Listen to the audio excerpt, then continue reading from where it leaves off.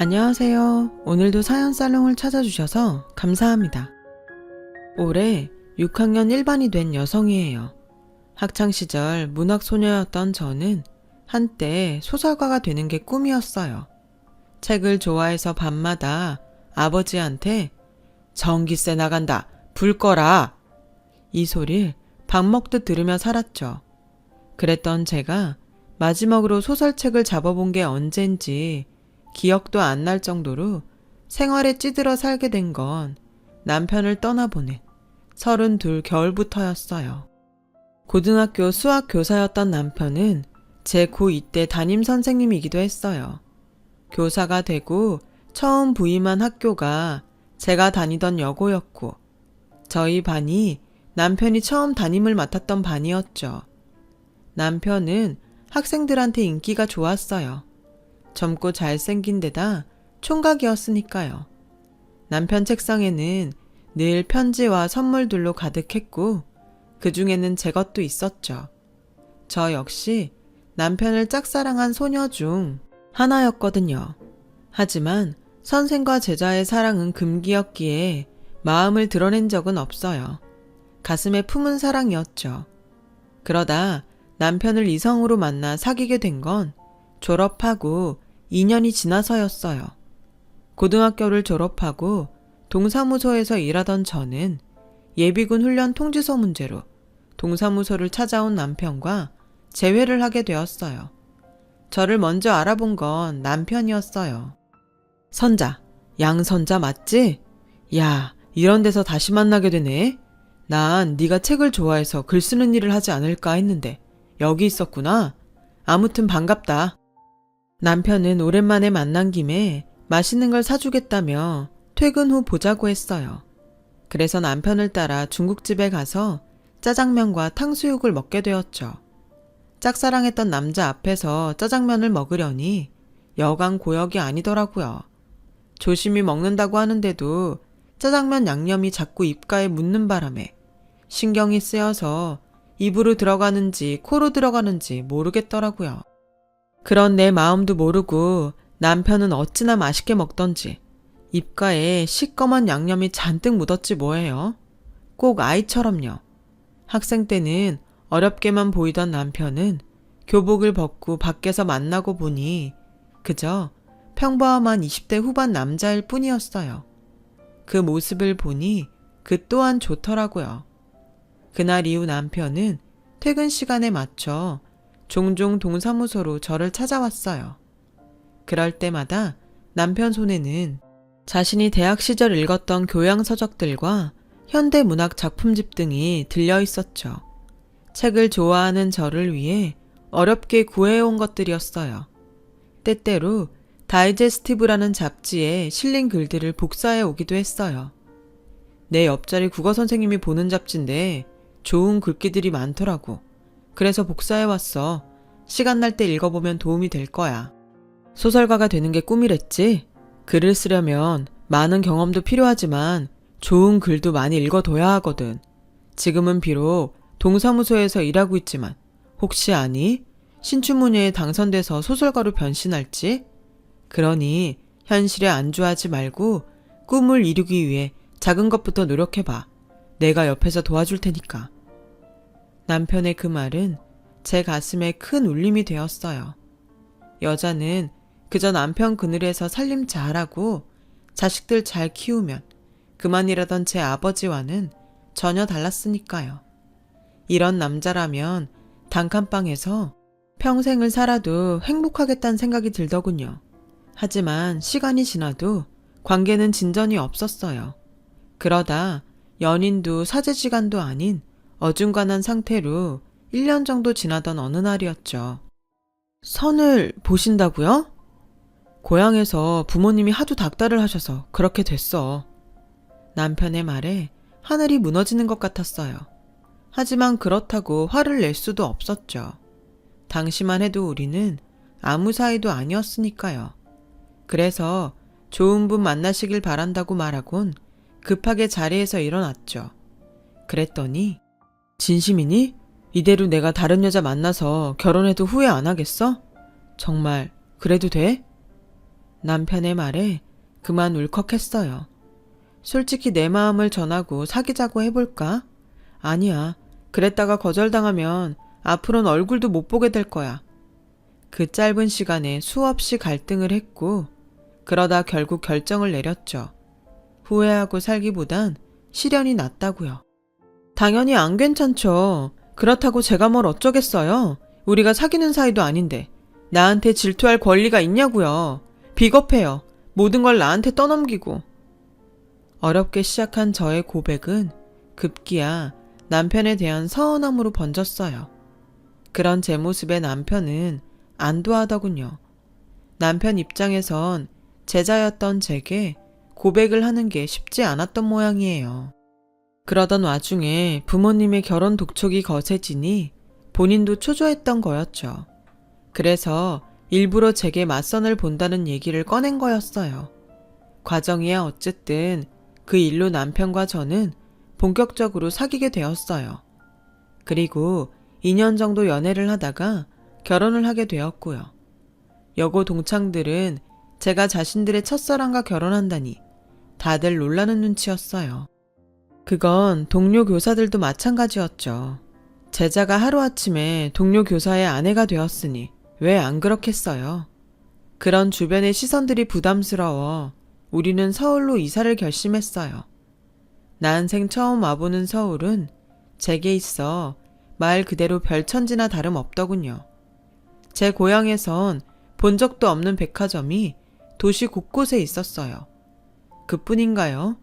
애국가에 나오는 남산과 서울 어느 방향에서도 볼 수 있는 남산타워를 실제로 보니 신기하더라고요. 하지만 서울살이가 좋기만 한 건 아니었어요. 교사의 박봉으로 살기엔 물가도 높고 인심도 야박했거든요.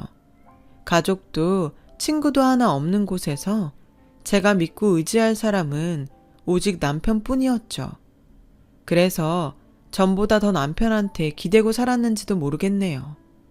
서울로 이사를 오고 얼마 뒤 저는 첫애를 낳았어요. 아들이었죠. 그동안 저를 탐탁치 않게 여기시던 시부모님도 손자를 낳았다고 하자 그제야 며느리 대접을 해주셨어요. 하지만 그만큼 참견도 많아졌죠.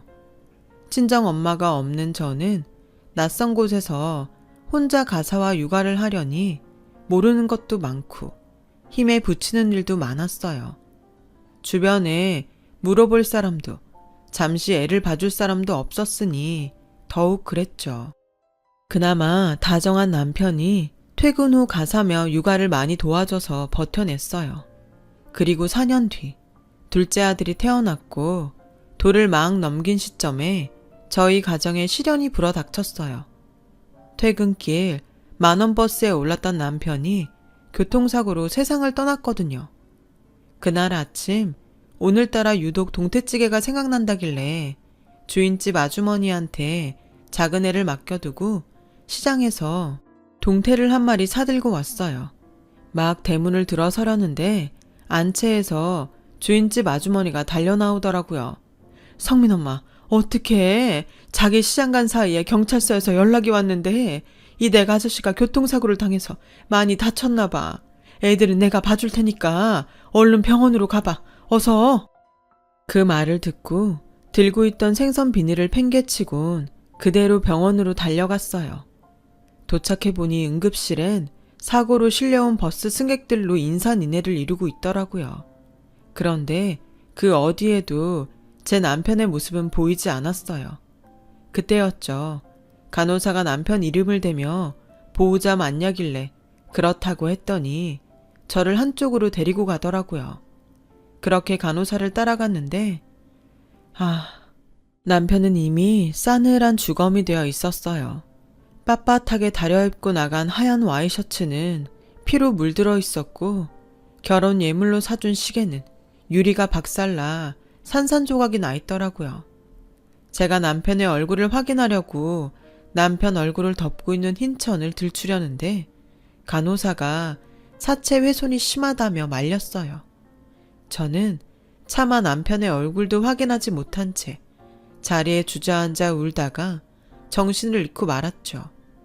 이후 무슨 정신으로 장례를 치렀는지 기억도 안 나요. 시어머님이 당신 아들 잡아먹었다며 머리채를 잡았던 것도 나중에 주인집 아주머니를 통해 전해 듣고 알았을 정도니까요. 장례가 끝나자 시어머니는 다시는 제 얼굴을 보고 싶지 않다시며 영 끊고 살자고 하더군요. 결혼하고 다음 해 아버지까지 세상을 떠나신 탓에 저는 주변에 비빌 언덕 하나 없이 두 아들과 함께 세상에 내던져졌어요. 하지만 슬퍼할 겨를도 없었죠. 5살 큰애와 젖먹이 애를 데리고 당장 먹고 살아야 했으니까요. 경력도 없고 기술도 없는 애 엄마를 받아줄 곳은 어디에도 없었어요. 그래서 궁여지책으로 했던 일이 학교 앞 떡볶이 장사였어요. 어린 애들을 옆에 끼고 있어야 해서 남의 집 일은 하기 힘들었거든요. 그나마 큰애가 국민학교에 들어가고부터는 파출 일도 다닐 수 있었죠. 엄마 대신 큰애가 지 동생을 보느라 고생 많았어요. 지도 어린데 동생까지 떠맡았으니 얼마나 힘들었겠어요. 둘째한테도 미안한 마음뿐이죠. 한창 엄마 손이 필요한 나이인데 제대로 돌봐주지 못했거든요. 그래도 큰애는 짧게라도 아빠 사랑을 받고 자랐지만 둘째는 그조차도 못 받고 자랐으니까요. 그래서일까요? 자라면서 둘째는 사고도 많이 치고 정학도 몇 번이나 당했는지 몰라요. 1년이면 서너 번은 제가 학교에 불려가서 자식 잘못 키워 죄송하다고 고개를 숙여야 했죠. 결국 둘째는 고등학교 2학년 때 학교를 그만뒀어요.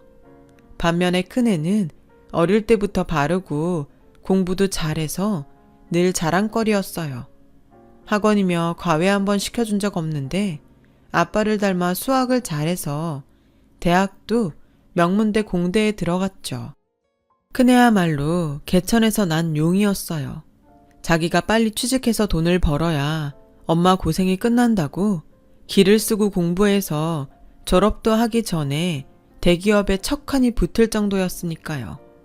둘째도 뒤늦게 정신을 차렸는지 카센터에 취직해 자동차 정비 기술을 배우기 시작했고 많지는 않지만 제게 생활비라고 손에 쥐어주곤 했어요.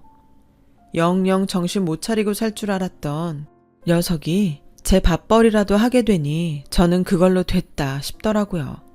그러다 지금은 자신과 비슷한 처지의 여자를 만나 살고 있어요. 결혼은 자신들이 돈을 모으면 그때 하겠다고 하더군요. 아직 혼인신고도 안 한 처지지만 저한테 살갑게 어머님이라고 부르며 며느리 노릇을 톡톡히 하고 있죠. 이렇게 아들 둘이 다 제 몫을 하고 살게 되니 이제 큰애만 제 짝을 찾아주면 부모된 도리는 다 하는 거다 생각하고 있답니다. 그래서 일도 줄이고 요즘엔 아는 형님 소개로 건물 청소 일을 다니고 있어요. 새벽 5시에 나가서 오후 3시까지 일을 하는데 중간에 점심시간이랑 쉬는 시간이 길어서 정작 일하는 시간은 6시간 정도에 불과해요. 건물주가 인심이 좋은지 월급도 인근에서 제일 높고 새 건물이라 일이 수월해서 다들 노리는 자리라더군요. 1층은 상가로 사용하고 2층부터 10층까지는 사무실과 오피스텔로 사용해서 청소도 쉬운 편이에요. 주 5일 근무에 월차 1번, 빨간 날은 다 쉬니 얼마나 좋은지 몰라요. 게다가 4대 보험까지 되고요. 지금까지 다니던 직장 중 최고였죠. 그런데 이 좋은 직장 때문에 아들과 갈등을 빚게 될 줄 누가 알았겠어요. 사건의 시작은 큰아들이 결혼할 여자가 생겼다며 집에 데려오기로 하고부터였어요. 맏며느리 드릴 생각에 신이 나서 전날부터 대접할 음식을 준비하고 집 안팎으로 청소까지 싹 해놓았죠. 상까지 차려놓고 애들을 기다리는데 그런데 오기로 한 시간이 지나도록 소식이 없지 뭐예요.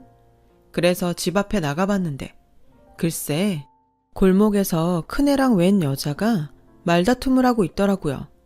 기가 막혀. 자기네 집이 어려운 건 알고 있었지만 이런 산동네 판잣집에 사는 줄은 정말 몰랐어. 더럽고 냄새나서 잠시도 이 동네에 있고 싶지 않아. 그냥 날 잡아서 밖에서 보면 안 돼? 이런 집에서 만든 음식 나 못 먹어. 아, 비위 약한 거 자기도 알잖아. 그럼 밥은 안 먹더라도 엄마한테 인사라도 드리고 나오자. 여기까지 왔는데 어떻게 그냥 돌아가? 음식 다 차려놓고 기다리고 계실 텐데. 그러니까 얼굴이라도 비추고 나오자. 내가 이렇게 부탁할게. 응? 우리 집 사는 꼴이 마음에 안 들어 집에도 안 들어오겠다는 애한테 두 손 싹싹 빌어가며 애걸을 하는 큰애를 보니 피가 거꾸로 솟았어요. 그러면서도 한편으론 이게 다 무능한 내 탓이란 생각이 들어서 가슴이 미어지더군요. 그래서 조용히 발길을 돌리려는데 느닷없이 둘째가 나타나선 지 형한테 달려들지 뭐해요. 이게 무슨 개소리야. 더러워서 우리 집 밥을 못 먹어? 형, 제정신이야? 어떻게 이런 여자를 집에 데려올 생각을 해? 엄마한테 미안하지도 않아? 혹시 이 여자한테 책 잡힌 거 있어? 그래서 이렇게 빌빌대는 거냐고. 그런 거 아니면 당장 헤어져. 나 이런 여자 형수로 못 모시니까. 어머, 이 사람이 자기 동생이야? 고등학교 잘려서 카센터에서 일한다는? 이보세요. 아무리 못 배웠어도 초면에 이러는 거 아니죠. 형수로 못 모셔요? 잘 됐네요. 나도 그쪽 시동생으로 받아들일 생각 없으니까. 성훈아, 그만해. 형수한테 그게 무슨 말버릇이야? 내가 이 사람 잘 달래서 들어갈 테니까 너 먼저 집에 들어가서 엄마한테 우리 좀 늦는다고 말씀드려. 어서. 싫어. 그런 거는 형이 직접 엄마한테 얘기해. 난 저 여자랑 한 집에서 밥 먹을 생각 전혀 없으니까 둘이 들어가든 말든 알아서 하라고. 둘째는 성질을 내며 돌아갔어요. 그제야 큰애는 예비 며느리와 차에 올라 둘이 한참 얘기를 나누더군요. 결국 그날 예비 며느리는 집에 오지 않았어요. 큰애는 새벽녘이 돼서야 술에 잔뜩 취해 들어왔더군요. 딱 봐도 여자가 잘 사는 집 딸 같던데 기울어지는 형편 탓에 그동안 큰애가 마음고생이 많았던 모양이에요. 그런데다 둘째까지 나서서 기름을 부었으니 속이 오죽하겠어요. 며느리감을 보고 서운한 마음이 들었던 것도 사실이지만 그보다는 내 새끼가 마음의 상처를 입지 않을까 그게 더 걱정이 되더라고요. 다음 날 출근해 보니 다들 며느리감에 대해 한마디씩 물었어요. 전날 며느리감이 집에 온다고 직장에 얘기를 했던 탓이었죠.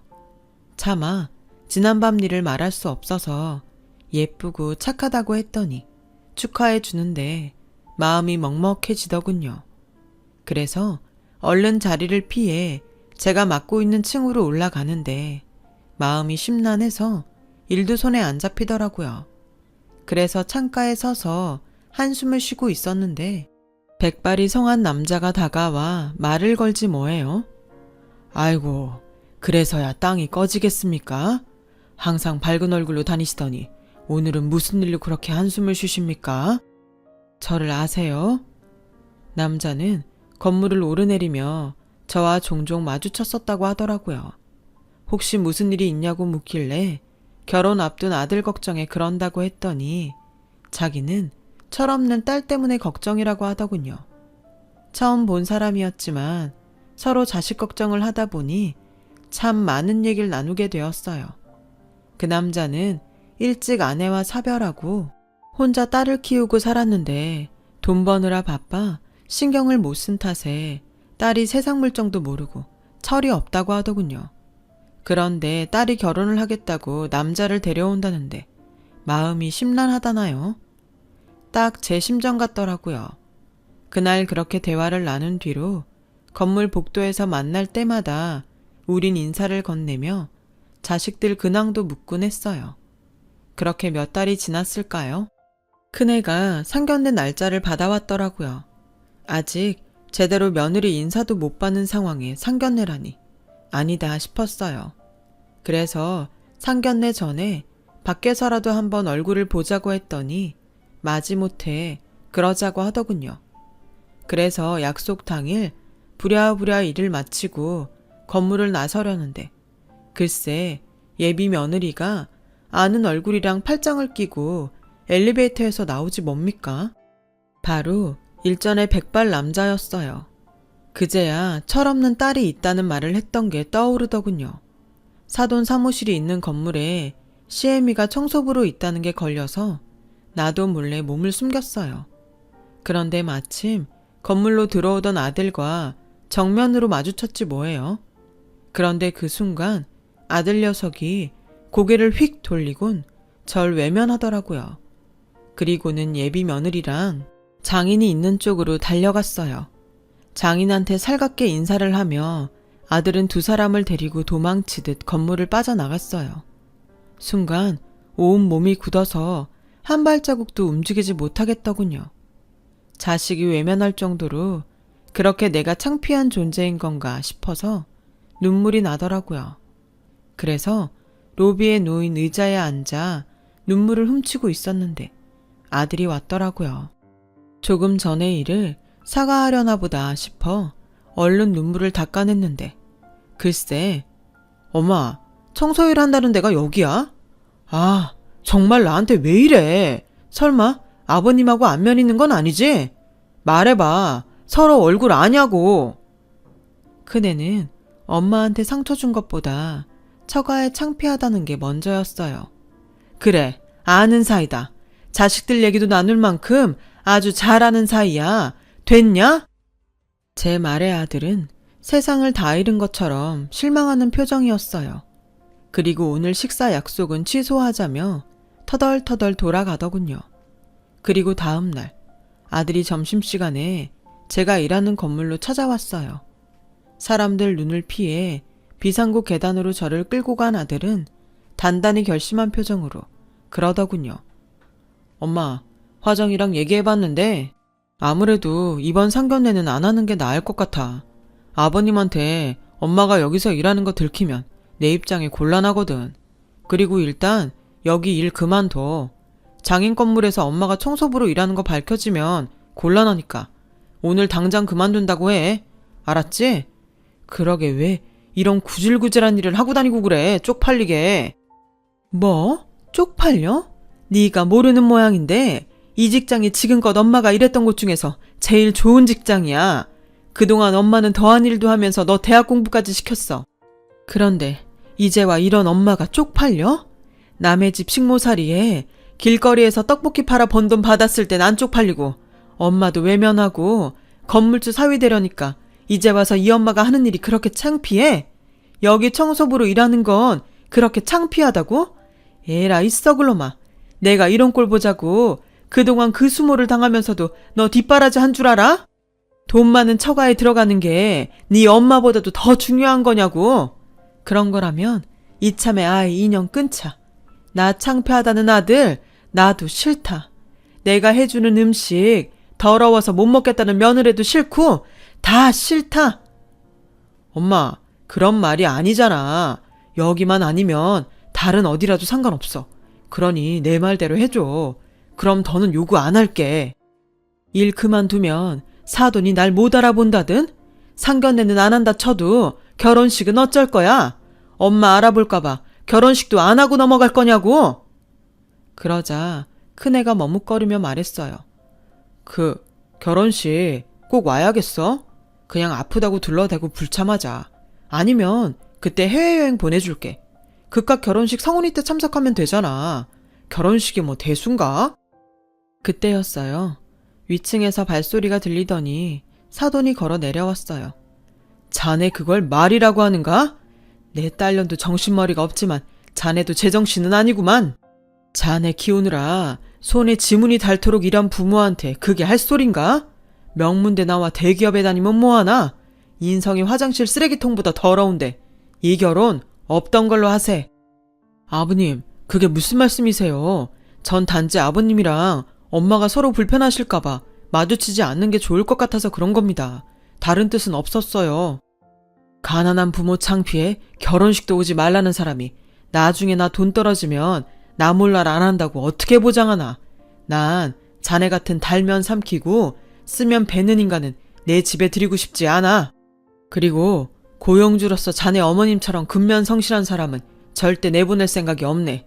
그러니 불편한 자네가 결혼을 포기하면 될 일이야.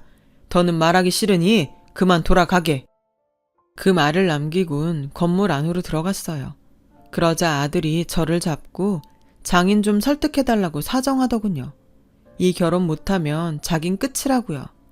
재력 있는 장인 덕에 회사에서 겨우 어깨에 힘주게 됐는데 이마저도 놓치면 자긴 인생 패배자로 살아야 된다고 말이죠.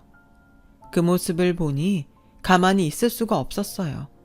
그래서 처음으로 아들 뺨을 쳤어요. 이놈아, 정신 차려. 이 인간이 인간 노릇을 못하는데 남의 돈으로 처바른다고 뭐가 달라져? 인생의 패배자? 지금 네 모습이 바로 인생의 패배자 모습이다. 돈 앞에서 부모도 버리고 자존심도 버리고 오로지 허세와 탐욕으로만 들들 끓는 네가 바로 인생의 패배자야. 난 그런 놈한테는 더는 먹이고 입히며 부모 노릇할 생각 없다. 그러니 잘나 너 혼자 잘 먹고 잘 살아. 다시는 내 집에 발들일 생각 말고 내 말 알아듣겠어? 그제야 큰애는 자기가 잘못했다며 두 손 싹싹 빌었지만 그걸로 화가 풀리지는 않았어요. 믿었던 아들한테 배신감이 너무 컸으니까요. 언제까지고 내 배 아파 낳은 자식과 등지고 살 수는 없겠지만 그래도 큰애가 인간다운 인간이 될 때까지는 부모 노릇을 파업할 생각입니다. 그래야 나중에 하늘에 가서도 남편한테 덜 미안할 것 같거든요. 지금까지 제 사연을 들어주셔서 감사합니다. 여러분은 부디 자식과 그런 일 없이 행복한 가정 꾸리시길 바랍니다. 여러분, 사연 댓글에 응원과 현명한 조언 부탁드려요. 좋아요와 구독은 저에게 큰 힘이 됩니다. 오늘도 좋은 일 가득하세요.